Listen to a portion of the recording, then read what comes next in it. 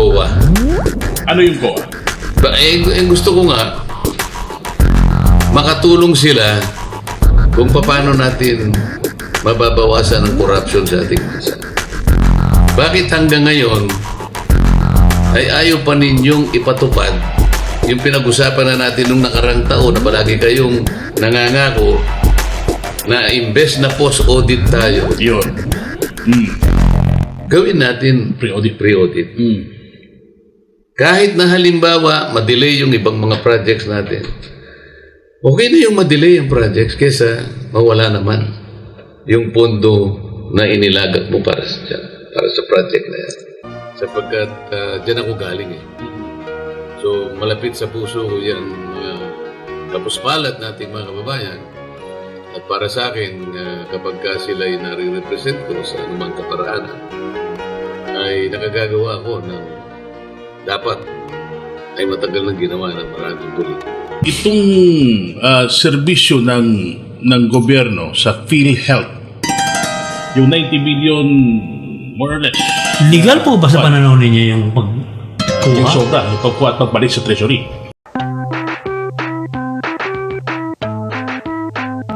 Pagkatapos ng napakahabang drama sa Kongreso, mainit pa ba? Hindi, kasi nag-break na kami, kaya hindi na, wala na masyadong tao ngayon. Maliban na lang doon sa Quadcom na gumagawa pa rin ng kanilang tinatawag na investigation in aid of legislation. Pero officially, naka-break na ang Congress, kaya wala na masyadong tao. So, napaka-simpang nila, nag-overtime. Meron yata silang deadline sa mga dapat nilang maipundar na mga bagay-bagay. Ano kaya yon? Ano yung dapat ipundar nila mga bagay-bagay? Your guess is as good as mine. Bago tayo pumalakad ng todo sa mga kontrobersyang naganap dahil napakalaking karangalan na makaharap ang hinahangaan ko. Totoo to, bihir naman ako umanga sa politiko. Kaya lang ako natutong manood ng mga hearing dahil sa kanya. Ano po ba yung Magna Carta for the Poor? Alam mo, yun ay para sa akin, isang landmark na batas. Ang aking sektor na nire-represent sa Kongreso magmula pa ng 2004 ay urban poor. Nung una akong pumasok sa Kongreso, ang dala-dala kong party list, alagad. Nag-graduate ako doon sapagkat nakatatlo akong termino, nagpahinga sandali, at pagkatapos nun ay pumasok uli ng 17 Congress hanggang sa 18, hanggang ngayon ay 19. Pero ang dala-dala ko ng party list ay sagip. Ganon din, hindi ako nagbago ng sektor na nire-represent sapagkat dyan ako galing eh. So malapit sa puso ko yan, kapuspalat nating mga kababayan. At para sa akin, kapag sila'y nare-represent ko sa anumang kaparaanan, ay nakagagawa ako ng dapat ay matagal nang ginawa ng maraming politiko. Interesado ako doon. Doon ka galing sa urban poor. Yun pong Magna Carta for the Poor. Ano ba yung Magna Carta? Yung Magna Carta ay merong 5 karapatan ng mahirap na nakapaloob dyan. Very basic. Karapatan niya sa pagkain, sa gamot, sa pabahay, sa hanap buhay, at saka sa edukasyon. Napaka-basic. Ngayon, nakalagay doon na dapat yung mahirap hanggat maaari kapag siya'y dumulog sa kahit kaninong ahensya o opisina, humihingi siya ng tulong. Huwag siyang tatanggihan. Sa anumang paraan, hindi mo man may bibigay lahat. Pero gumawa ka ng paraan kung paano yung kanyang hinihiling o hinihing tulong, gawin mo ng paraan. Yan ang nakalagay doon.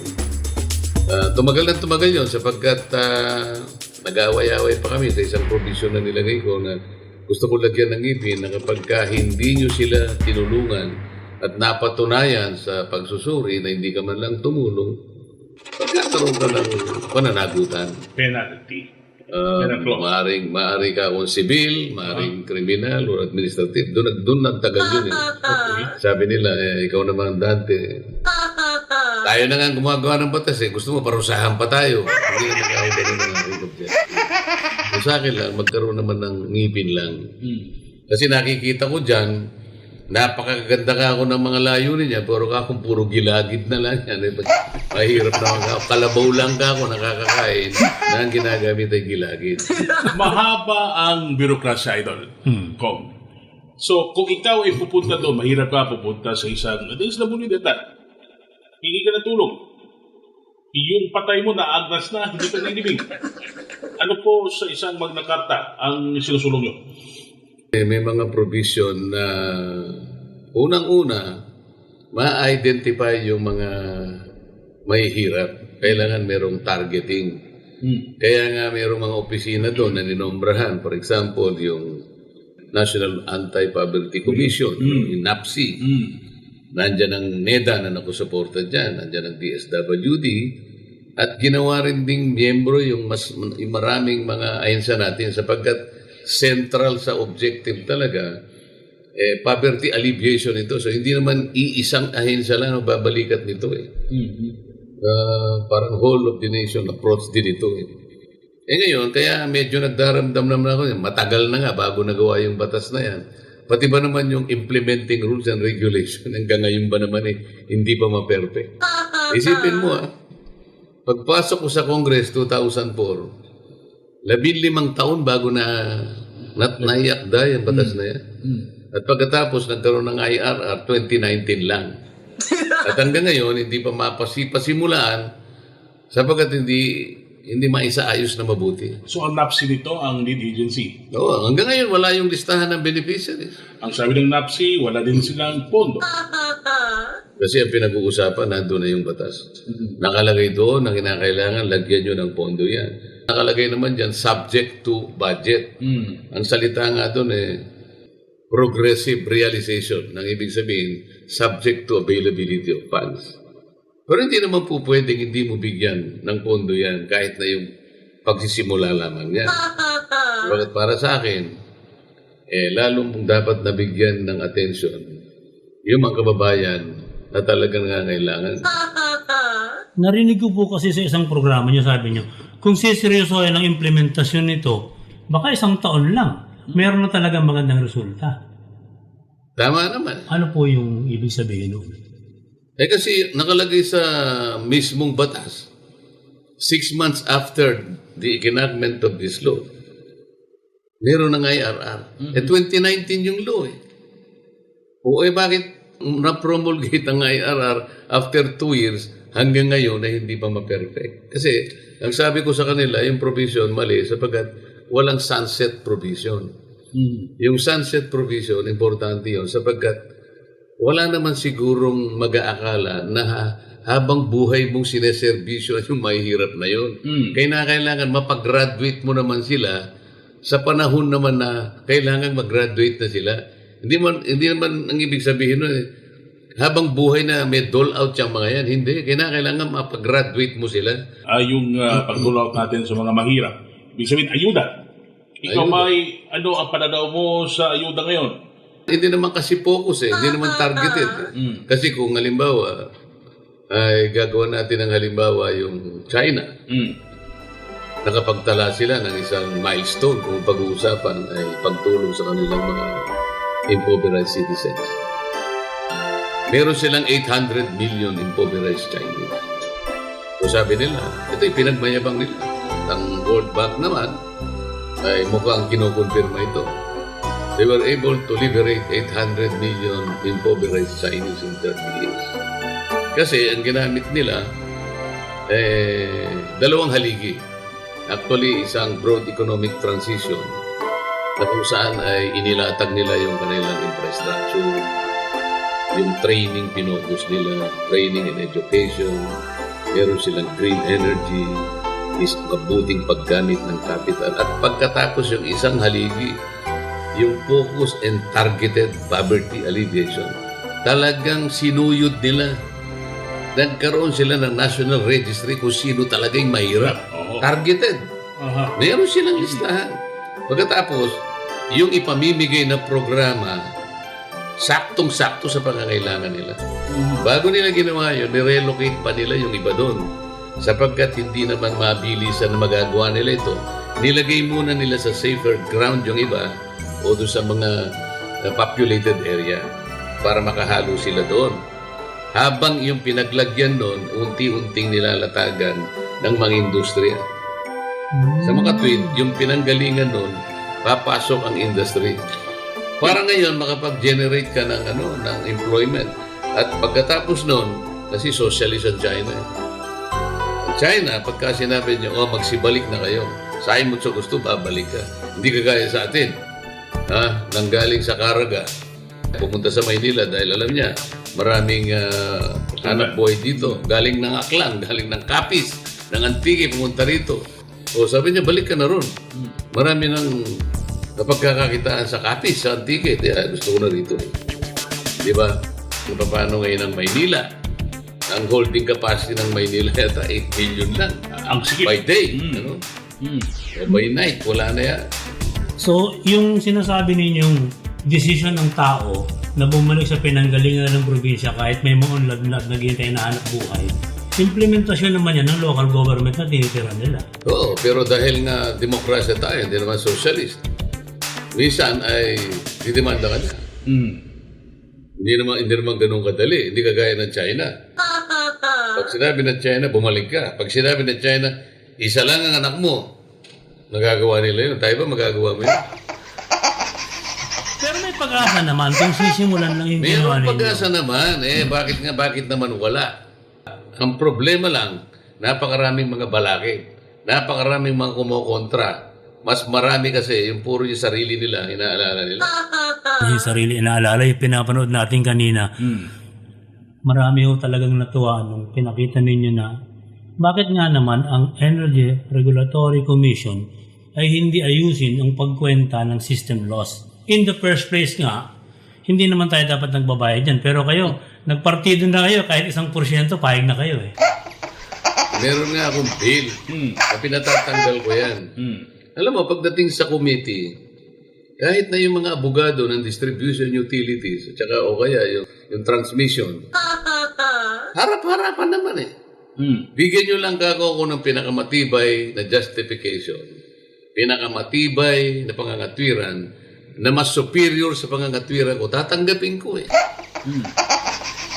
Paano mo nga ako ipababalikan sa tao ang isang loss, technical or otherwise, na hindi niya pinakinabangan? Saan katwiran mo kukunin yun? Alam mo, hindi sila makapagsalita. Pag binalingan mo yung ERC. Kasi po nga nakasulat sa batas. Meron nga naman batas kasi. Hindi ko nagkakamali, Republic Act 7832. Wala pa ako. Yata sa Congress noon. Baka nandun ako. Na-fight ako. Hindi ko pa naiintindihan noon. Pero nung makita ko na, tanggalin nyo nga ako yan. Saan ka naman ako nakakita ng isang business enterprise na wala ka man lang risk?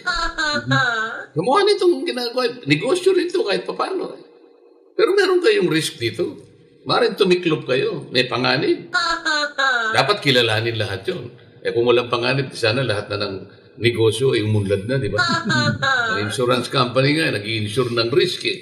Pero may tumitiklop na insurance, di ba? Baka bago pumasok sa negosyo, may SWOT analysis tayo na ginagawa. Meron kang feasibilities, may mga project analysis ka, no?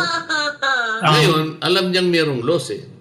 Okay, ang Pilipinas, kung idol, ang nalalaman natin, ang pinakamahal na kuryente at singilan na kuryente sa buong Asia. Buong Asia. Di ba pwedeng bawasan sa tax yun? Doon ba nagkamali sa tax? Mataas pa yung tax masyado? Kaya mahal ang kuryente? Or somewhere? Tatlo kasing aspeto yan. Actually, apat yan. From generation, pagkatapos, mula sa gumagawa ng kuryente, ito yung mga Independent generation companies. Ito yung mga power suppliers. Iba't ibang problema dyan. Iba't ibang panggatong ang ginagamit. Merong coal, merong diesel, merong LNG. Wala na tayong natural gas yan. Ubus na. So ngayon, ang ginagawa na lang, nagtatayo na sila ng mga terminal ng LNG. Meron tayong hydro. Kaya lang, maganda sana yung hydro. Dahil siya yan ang isa sa pinakamura. Merong solar, merong wind, merong biomass.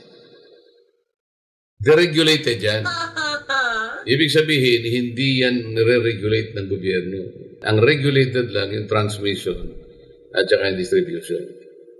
Ngayon, pinalilitaw nila, napakaraming dapat na bayar kasama na nga yung system loss.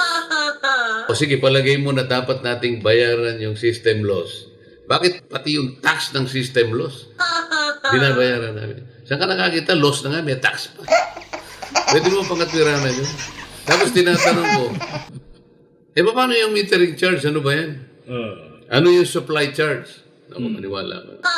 Tinginan na sila. Hindi, gusto ko malaman ano yung supply charge. Yung generation charge, binayaran ko na. Yung transmission charge, nandyan lahat, alam ko yan. Yung distribution, nandyan na rin. Ano yung supply charge? Ano yung metering charge? Pag kinuwenta natin yun. Doon ang gagaling lahat. Ano ka ako yung universal charge? Meron nga, nakikita ko yung universal charge. Ang problema sa inyong dalawa, hindi nyo naman tinatanong kung ano yung universal. Kasi napaka-technical. Pag nakita mo yung bill, ang daming mga charges, pero hindi natin alam. At wala rin tayong matanungan kasi ang sasagot sa'yo, computer. Yun nga, ganyan nga. Sa kakatanong mo, puputulan ka lang. Nasaan ang due process? Ayun. Pag-usapan natin ang due process. Kasi, pag ikaw ay distribution utility, mapa-Meralco ka man o mapa-electric cooperative, mag-apply ka sa ERC kung ilan yung rate na sisingil mo sa iyong mga consumers. Silang decision dyan. At ganun din ang transmission, hihingi siya ng permiso. Magpa-public hearing. Okay. Pero yung public hearing, Sinong public na to? kunwari lang yun. Alam mo kung ba't ko sinasabing kunwari? Baka nakikinig ang ERC. Kung gusto nyo, pumunta kayo rito para pagtalunan natin. Kung hindi kunwari yan lang. Public hearing ang tawag. Kasi palagay mo na meron dumating na mga mangilan-gilan na tao. O palagay mo na, napuno yung gymnasium. Sino ang makakaintindi doon sa pagkakwenta nung inapprove na rate? Sapagkat pag binigay sa'yo, kapag tinanong mo, Madam, paano po nakwenta po na ang babayaran po namin ay ganito po ang... Bibigyan ka ng 2 kahon na equation. Totoo yung sinasabi ko, 2 kahon na equation. Buhayin mo si Dr. Albert Einstein maski siya mahihirapan kung paano nila ginawa yung equation. Mahirap na nga magkwenta kung paano natingin natin yung pagkain. Ito pa. Minsan tinanong ko yung chairman, Madam Chairman of the ERC, do you understand the formula? Ano pong sabi? No, Your Honor. Anybody from the commission Okay. who studied and understood the equation? Wala po. Kung kayo nga hindi nyo maintindihan, paano maintindihan ng mga taong kinalap nyo for a public hearing? Walang due process. Why? What is the first element of due process? Hearing. Notice, kinailang alam niya. Hindi nga niya alam Nasaan? Kasi sinasabi ko, tas questionin niyo. Hindi nga niyo alam Ano yung universal charge? Yung universal charge, kasama yan yung utang ng NPC noon. Yung binabayaran natin, doon natin kinukuha. Utang na nga. Sino dapat ang nagbabayad noon? Ha? Sino dapat ang nagbabayad noon? Dapat binayaran ng NPC yun. Sila dapat. Dahil na-privatize na, ipinark yung utang ngayon doon sa tinatawag na PISAM. Para ibenta yung mga natirang private properties ng NPC. Wala nga naman bibili kung maraming utang yun. So, inalis ang utang, ipinark dito. Ang usapan, ibebenta ito. Oo. Sipi-sipi mo naman. Naubos na yung corporate life ng PISAM. Ngayon, humihingi na pa naman ng extension ng corporate life. Hanggang ngayon, meron pa tayong 6 billion Na utang. So, nakakadagdag sa binabayaran mo na kuryente. for at the end of the day, blackmail yan Kasi di ka naman pwedeng walang kuryente. Wala. Adhesive contract. Kailangan ba talaga yan? At tila ba kung ang nangyari, tayo ang namumuhunan para sa kanila Ngayon. Sinisingil tayo sa pinupuhunan nila. Dati kasi, yung basihan ng rate ng electricity, Opo. nakabase doon sa tinatawag nilang Return on Rate-Based, RORB. Opo. Kunyari si Benji, ikaw ang ERC. Madam, sabi niya, ito po ang aking capex. Ito po yung aking capital expenditure. So mula dito, kukwentahin mo ngayon, okay lang kasi naipakita niya na ito yung ginasta niya para mag-supply ng kuryente. Yun ang return on rate-based. Pinalitan nila yun at the middle of the EPIRA regime. Ngayon ang ipinalit nila ay performance-based. Ano ibig sabihin niyan? Hindi ka na magbibigay ng calculated ng yung actual expenses mo. Ibibigay mo yung plano mo. Halimbawa, in 5 years, Mr. ERC, ito po yung plano ko. Ito po yung expansion, ito po yung development strategy ko para sa ganun ang performance ko sa pagbibigay ng kuryente ay wala pong problema. Plano pa lang. Kukwentahin mo na, babayaran ko na. Wow. At hindi mo man lang titingnan kung yung plano na yon ay natupad. Sukat na nakapagbigay siya at walang complaint ng The mere fact may plano, may proposal, babayaran ka na. Sisingilin ka na. Is this a legislative act? Hindi. Sabi nila kasi, Congressman Benji, meron kaming legal basis dyan. Ang sinasabi dyan sa Section 43 ng IPIRA, we can adopt an internationally accepted modality. So, tanungin ko sa kanya, international ba yan? Ilang bansa bang pumirma dyan? O, tinanong ko yung secretary ng Department of Energy nung kinukonfirm namin. Ay ba pumirma dyan? Treaty ba yan? Hindi po. Internationally accepted? Hindi. O, bakit ka pumayag dyan? Sabi niya, I had drew a line between policy and operation. Hindi ka, huwag ka ako sasabot ng ganyan. You should cross the line. Kasi ikaw naman talagang may mandato na tingnan mo rin yan. Alam mo kung ikaw yung professor sa thesis, nagde-depends ako, mukhang naiihi yung bata eh. Oo nga, kaya tinanggal nila ako sa commissioner ng appointment. Alam mo naman yun, diba? Ilang committee ba na, tinanggal ka? Hindi ko na binilang, lahat. Ang dami. Lahat. Bakit mo pa bibilangin? Itinanggal ka ng alam. Sa lahat? Oo. Animat.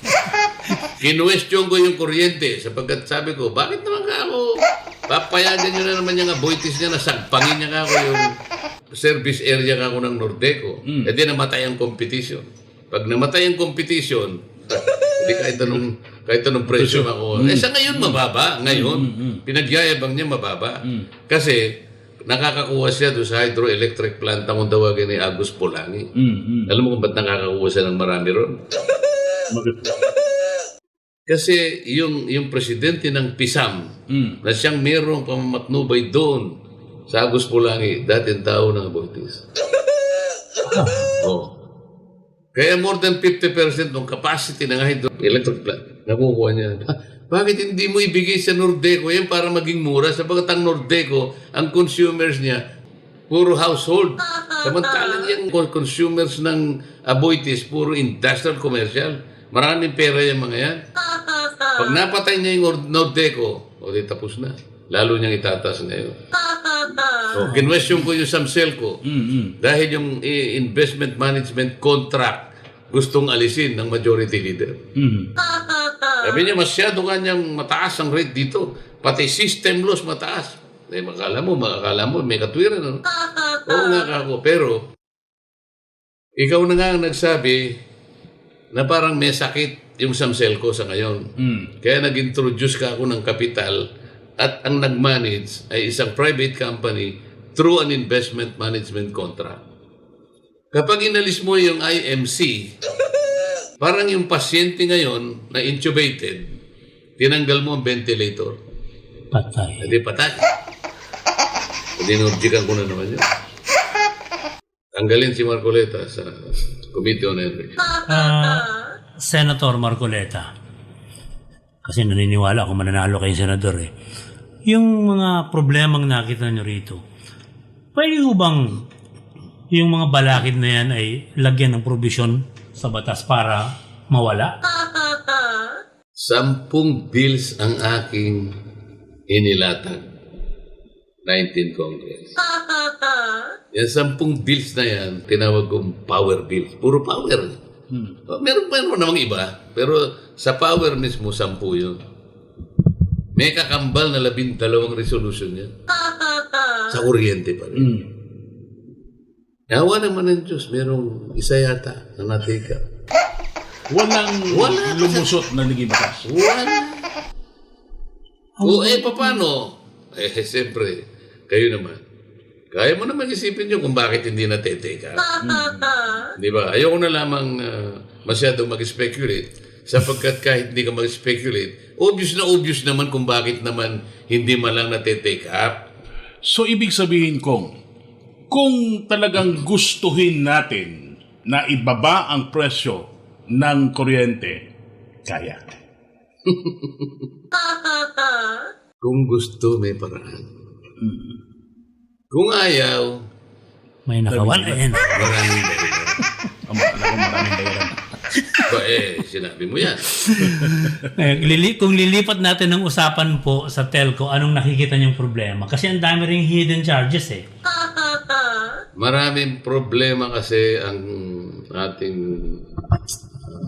telecommunications and communication. Information Communication Technology. Meron tayong DICT. Meron tinatawag na first mile. Meron kang middle mile, meron kang last mile. Tama? Ayaw mo sumagot. Tama po. Ako pa nagtatanong eh. Ang problema kasi, sa ngayon, yung mga malalaking dambuhala na telco na yan, na kilalang kilala nyo naman. Ang gusto nila, ando lang sila sa second mile or middle mile. Kasi mabigat ang investment yan. Yung first mile, parang akala mo yung Angat Dam, kunwari, para maintindihan ang mga nakikinig. Second mile, yung mga pipes na malalaki na para pumunta sa mga facilities na kung saan. Wala nang gustong magano doon sa last mile. Kasi ito na yung papunta doon sa gripo mo. Okay. Lalong mahal yun eh. Diba? Kaya nakita mo, ikaw, madalas naman kayong nuras ng bansa. Pag landing pa lang ng aeroplano, meron na nagano sa yung roaming. Thank you for using diba ang dami. Pumunta ka sa Capiz, pumunta ka sa Iloilo. Meron pa magkukongratulate. Walang roaming eh.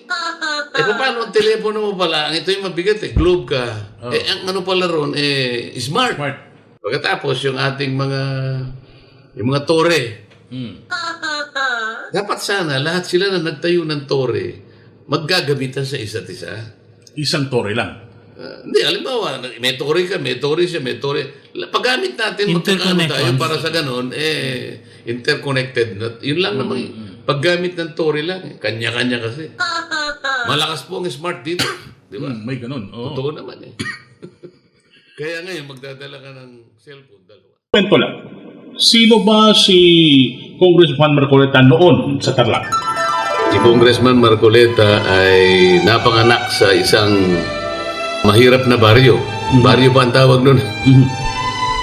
Mula sa isang pamilya na ang kinabubuhay ay pagtatanim. Sapagkat ang aking ama isang magsasaka. Ang ina ko naman ay siyempre katuwang niya.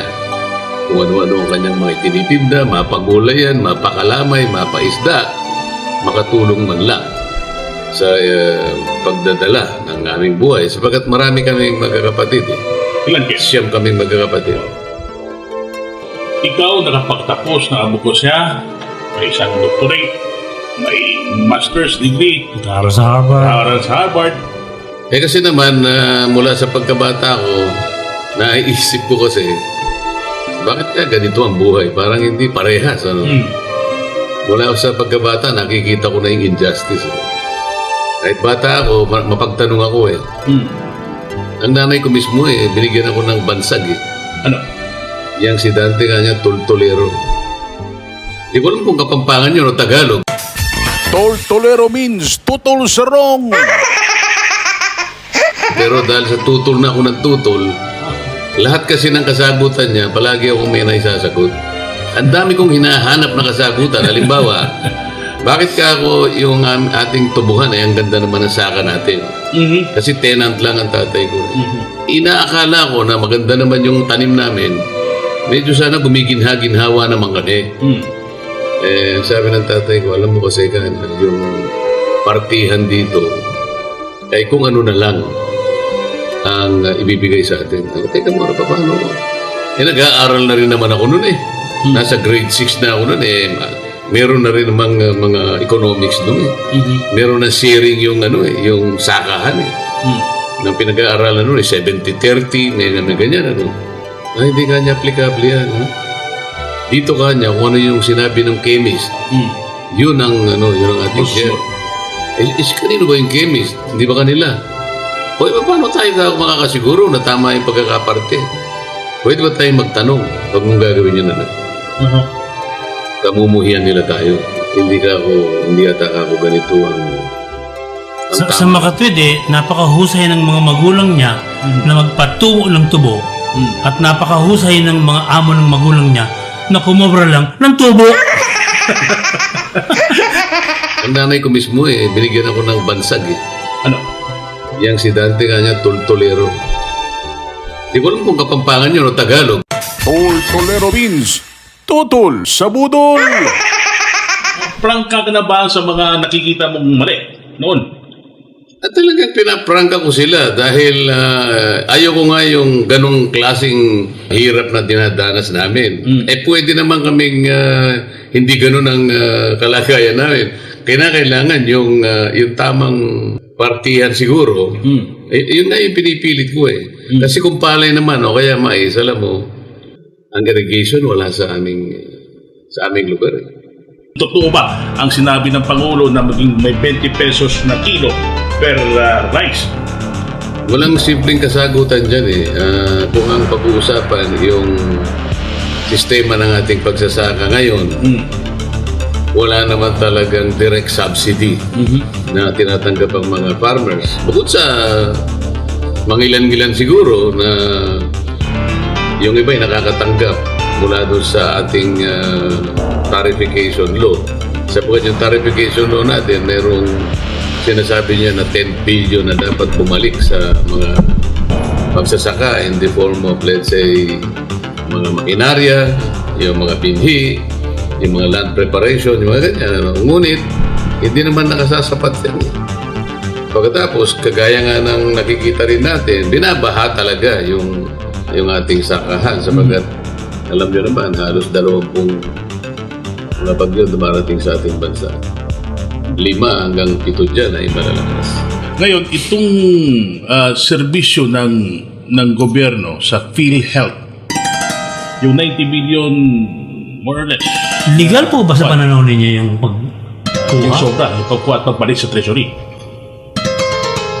Well, may pagkaligal ng konti kasi meron silang ini-invoke na batas na kapag GOCC kasi ang PhilHealth, pwedeng ibalik. Pero yung mas malalim na issue doon, teka muna, ba't mo hindi ginamit kasi? Kung ginamit mo, wala ka nang ibabalik di ba? Lalong-lalo na yung kategory ng panda yun ay para sa kalusugan ng mamamayan. Ang daming paggagamitan. Ang daming pangutang ata sa mga ospital at saka sa mga klinik. Ang nanay ko mismo binigyan ako ng bansag Ano? Yang si Dante kanya Tolero. Di ko alam kung Kapampangan yun o Tagalog. Tolero means tutol sa pulpol. Bakit hindi mo in-increase yung case rates? Pwede mo namang gawin yun. So naisip mo pa na ibalik doon. Pero hindi naman lahat yata parang 30 billion lang Ang ibalik. ang naibalik meron pa yata mga 50-something. In a way, technical malversation. Kung wala silang in-invoke na batas, pero mukhang meron silang na-invoke na batas na pinangangatwiranan ng Department of Finance. Pag ang Supreme Court ay magdesisyon na ang batas na in-invoke nila is hindi applicable and unconstitutional, ano mangyari doon sa ginawa nila ngayon? Magkakaroon sila ng pananagutan sa ginawa nila, magiging technical malversation. Nasa na yun, nasa pagtayanan ng Supreme Court. Kung tama yung pagkakagamit noong kanilang legal basis. Ang nanay ko mismo binigyan ako ng bansag Ano? Yang si Dante nga niya, Toltolero. Di ko alam kung Kapampangan yun o Tagalog. Toltolero means tutol sa budol. Si Solicitor General Guevara, nagsabi na siya na sa Supreme Court na payagan. In a way, in layman's term, payagan. Sa ngayon po, hindi pa naman na transfer lahat yung 90. Kasi nga, may usapin parang paggalang na lang sa Korte Suprema habang tinitingnan yung katwiran o kawalan ng katwiran ng pagkaka-transfer. Sa ordinaryong isip ng mamamayan, habang may status ko, pwede yung gawin ng PhilHealth, gastusin nyo na sa mga nangangailangan. Dapat sana. Hindi ba dapat ganun? Ang nanay ko mismo binigyan ako ng bansag Ano? Yang si Dante nga niya, Toltolero.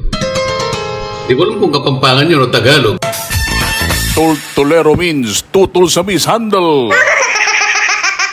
Dapat ganun ang ginawa. At dapat sana wala nang isinuli. Meron kang isosoli pag meron kasing naipon. Ba't mo iipunin? Pangkalusugan yan. Doon lamang sa pinaka-nature at pagkakatalaga ng funding na yun. Napakabigat na isipin. Siguro kung ako yun, baka na-guilty ako doon Baka iniisip ko, Diyos ko, ilan kaya ang namatay doon sa hindi dinatnan ng mga, bakit ko ba naisoli? Wala bang pagsisisi doon? Wala bang remorse? Kasi hindi natin mapipiho na kung ginamit mo yon, baka nakapagligtas ka ng maraming buhay. Ang masaklap pa nung Enero ay nag-aumento sila ng singilan sa PhilHealth. So yun ang mas masakit. Ang nanay ko mismo binigyan ako ng bansag Ano? Yang si Dante nga niya, Toltolero. Di ko alam kung Kapampangan yun o Tagalog. Toltolero means tutol sa harmful. Past a week na nangyari sa Kongreso ay si Inday ang naging sentro. Inday Sara, the Vice President. Diretsahan na, Congressman. Kayo po ba ay nakaanib saan? Kay Inday, kay BBM, sa administrasyon, o independent ka kung ikay tatakbo bilang senador?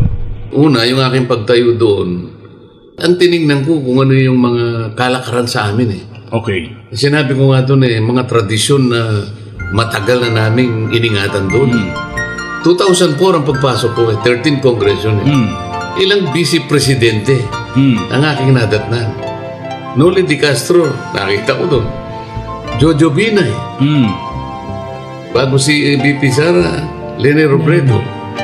Nakita ko na pinairal yung patakaran na kapag ka Office of the President and Vice President na sila ang nagre-represent ng Executive Department, wala nang tanungan yun. Example, 2022. VP Sara na, di ba? It took them only 13 minutes to dispose the budget. 13. 2023, nadagdagan ng konti. Kasi merong nag-object. 22 minutes. 2024, ba't kami nagkagulo? Ilang ang pinopoint ko. Sabi ko, bakit kayo nagagalit sa akin? So, ang una kong tanong, this is the tradition. Yeah. Okay. Are we now setting aside this tradition? Kasi nga nakakagulo tayo And if we're setting aside this tradition, is this committee authorized to do so? So, sabi ng chairman, there is a short answer to both questions. The answer is no. O di masaya ako. Okay. Ang ibig sabihin, Huwag baliwalayin ng huwag tradisyon. babaliwalain. Sapagkat wala kaming karapatang baliwalain. Doon sa ruling na yon, walang nag-object. Nung mag-object sana yung mga, alam mo, nag-motion ako. If that is your answer, Your Honor, sabi ko, then I am now respectfully moving to terminate the budget of the OBP for 2020. May nag-object. Dapat sana ang ginawa ng chairman, lahat ng nag-object are all out of order because I have already ruled Yeah. that we will have to maintain our tradition. Diba? Ang nanay ko mismo binigyan ako ng bansag Ano? Yang si Dante nga niya, Toltolero. Di ko alam kung Kapampangan yun o Tagalog. Tol Tolero means tutol sa Shembos. Nawala ako sa wisyo, nakatayo na kasi siya nun eh. Kaya sabi ko, ano pa? Ba't kayo ba ako nagagalit sa akin? At tapos meron tatayo sa tabi ko. Kung ano-ano pinagsasabi, hindi ko na, Oo nga. hindi ko na maintindihan. Bakit ganun siya? Parang nanggagalaiti si Gali. Yung tabi mo. Hindi ko nga maintindihan kung ano yung sinasabi niya. Parang Ang hirap intindihin. Ang nanay ko mismo binigyan ako ng bansag Ano? Yang si Dante nga niya, Toltolero. Di ko alam kung Kapampangan yun o Tagalog. Tol Tolero means tutol sa tahol. Kung maski prang ka kapag katao, Eh? pero ang tagal mong magalit, ano lang, gusto mong debate in traditional way, respectfully Oo. talking to them, pero hindi ka ganun kapikon. Saan mo nakuha yun? Siguro dahil sa training ko as a lawyer, buhay ko na yun. Pag humarap ka sa husgado, bakbakan yun. May napikon ba si judge nung ikaw ay practicing lawyer pa? Meron. Dati siyang trial judge ng Pasay, Okay. napunta sa Court of Appeals, pagkatapos napunta sa Korte Suprema at naging ombudsman. Conchita Carpio Morales. Wow. Yung city prosecutor, ini-introduce niya yung kahon na allegedly pinaglagyan ng shabu.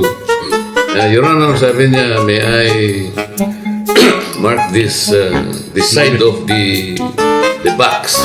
This side spells the name, or this side is written the name of Tony Comia. Yan ang aking kliyente. Okay. Yung plot niya nasira, hindi na Comia, Comi na lang, wala yun na yung A. Sabi ko, I object, Your Honor.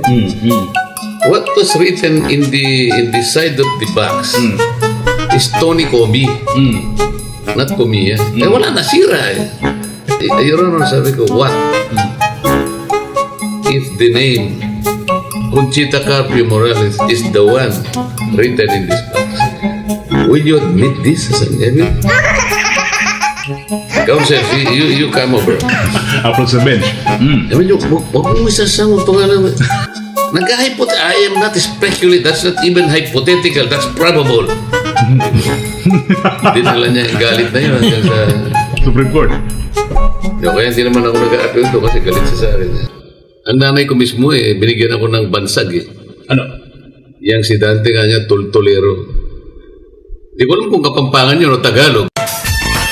Tol Tolero means tutol sa displeasure. Gusto ko rin maintindihan ng taong bayan.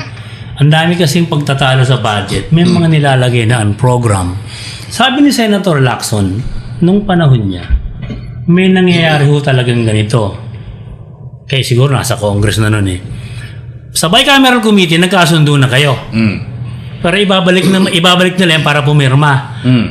Galing sa kanya to Karamihan sa senador, hindi na kasi binabasa. Pumipirma na lang. Tapos sabi niya, ang hirap din namang basahin dahil ginagawang 10 points lang yung font. Tapos magiging kontrabida ka pa sa kapal, babasahin mo pa. Doon nangyayari yung mga singit. Nauuwi po yun sa program. Gusto kong ipaliwanag sa ni Senator Marcoleta, ano yung ang program at saka bakit nagkakaroon ng singit? Hindi naman ako maalam kung pag-uusapan yung detalye niya. Minsan din ako nakadalo ng BICAM.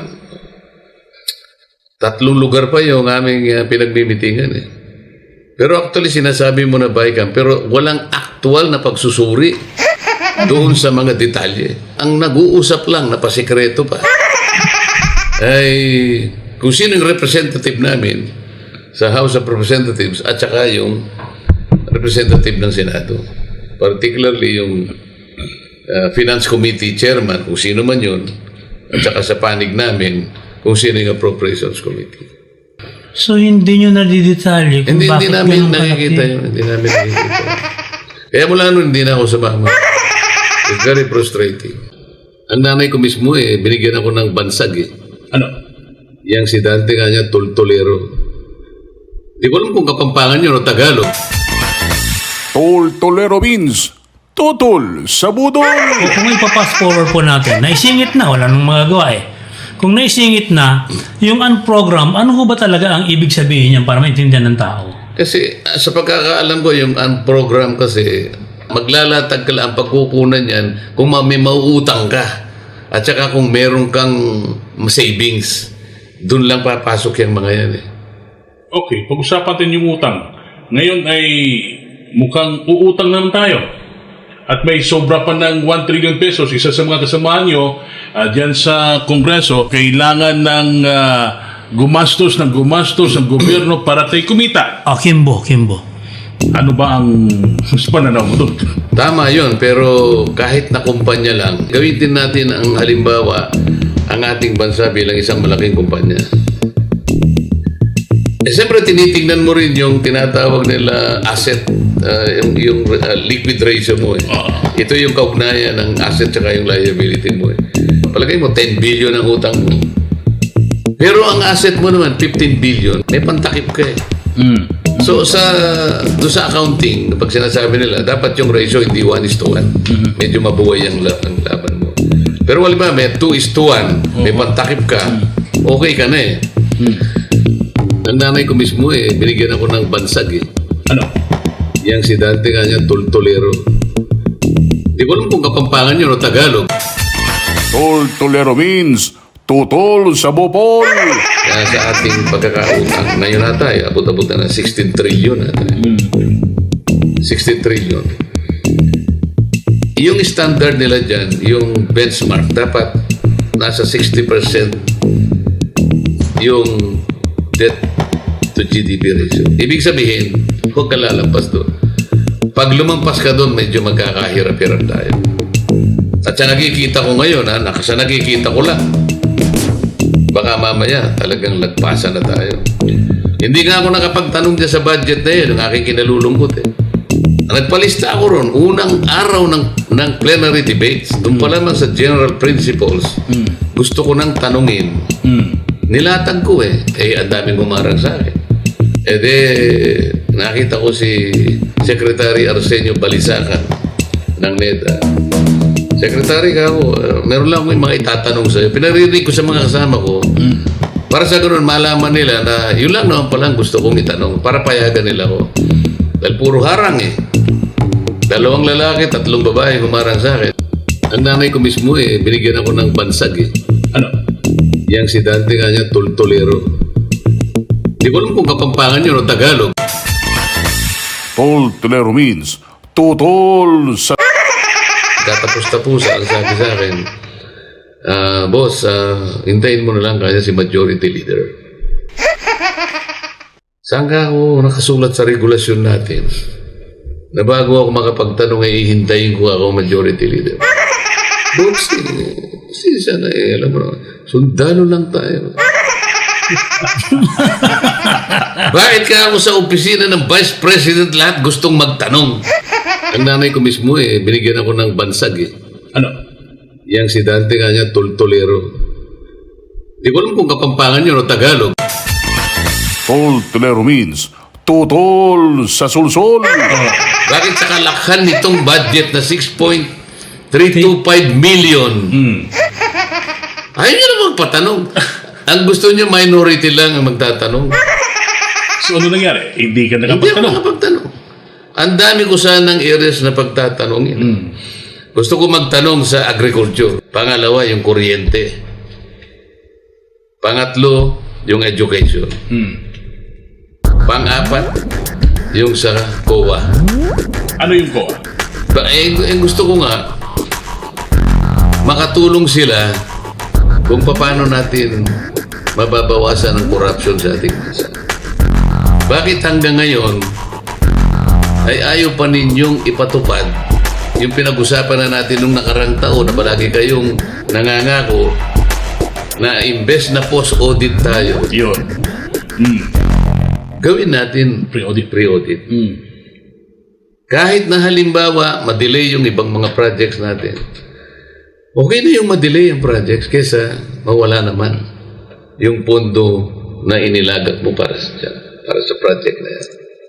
Ang nanay ko mismo binigyan ako ng bansag eh. Ano? Yang si Dante kanya tultolero. Di ko alam kung Kapampangan yun o Tagalog. Toltolero means tutol sa suhol. Masyadong mababaw na katwiran nga doon sa pre-audit, nadidelay yung project. Kung konting panahon lang naman, sigurado ka namang tama ang paggastos ng pera. Dapat payagan. Pero ano ho ang sabi ng COA sa inyo? Gumawa pa ako ng example. Doon sa Misamis Occidental, merong isang ginawang housing project. Ang pinagtayuan ay hindi nakapangalan sa munisipyo. Yung ibang mga ginamit na lupa ay private properties na pag-aari ng mga residente. Tinanong ko ako, pag natapos ang project na yan, alam kong tapos na ngayon, sino may-ari niya? Hindi niya alam. Kasi, gumawa kayo ng project dyan. Hindi ba accessory lang yan? Yung principal, yung lupa. Correct. Habang ginagawa yon, sabi ko, kinulap ko na yung inyong regional auditor. Sabi ko sa kanya, Mr. Auditor, alam mo ba na habang nagtatayo ng housing project dyan kako sa Barangay Lamang, Osamis City, alam mo ba na yan ay hindi pa nakapangalan sa lungsod ng Osamis? Hindi ko po alam, Your Honor. Bakit hindi mo alam? Kasi post-audit po kami. Malalaman ko lang po pag nakatayo na yan. Nakakita ka ba ng katwiran na yan? Ngayon pinaalam ko sa'yo, hindi mo gagawin?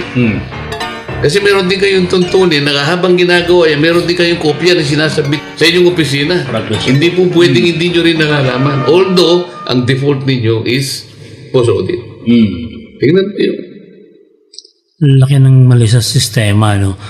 Balik tayo doon sa yung sa plenaryo. Sabi mo kanina, hindi ka pinatanong, pero yung mga tanong tungkol kay VP Sara, napaka-accommodating nila. Sa tingin nyo, takot ba sila kay VP Sara for 2028 na maging presidente? Hindi ko alam kung takot sila. Ang tanging naiisip ko ay gumagawa sila ng paraan para ganun ay makapagpundar sila ng mga gagamitin nila laban sa kanya. Yun ang nakikita ko. Ang nanay ko mismo binigyan ako ng bansag . Ano? Yang si Dante nga niya, Tultolero. Di ko alam kung Kapampangan yun o Tagalog. Tultolero means tutol sa... Ngayon ay marami doon nagbibigay, lalo na sa opisina daw ng speaker. Sabi nila, wala ba nag-alok sa'yo? Wala bang Nagbibigay ng pera. Nagbibigay ng pera personally para sa buhay-buhay daw ng isang congressman, lalo na mag-e-eleksyon. Wala bang nag-alok sa'yo? Inalis nga nila ako sa committee ko. Bago ka inalis. Wala. Wala rin. No? Kasi pinapupunta kami sa mga bigayan ng AIX. Alam mo yung AIX, ito yung pang-ayuda sa mga kababayan namin mahihirap. Yung tupad naman, emergency employment. Ganon din ang ang karakter para pagtulong din. Meron ding MAIP, ito yung pagtulong sa kalusugan. Meron pang isang kategorya yung AKAP. Puro bang ayuda ito? Pag ikaw ay pumunta doon sa mga yon, makakabahagi ka doon sa mga ayuda na ipadadaan sa opisina mo. Ano ibig sabihin na makakabahagi? Hindi, ibig sabihin, padadaan sa iyo yung pamimigay din na yon para ikaw mabigyan mo rin ng constituents mo. So ako naman, nagiging maingat kami. Palagi naming ginagawa ay nandun dapat yung representative ng DSWD, hindi kami mismong nagbibigay. At saka yung listahan, talagang pinapipirma namin sa mga constituents, piling-pili sila.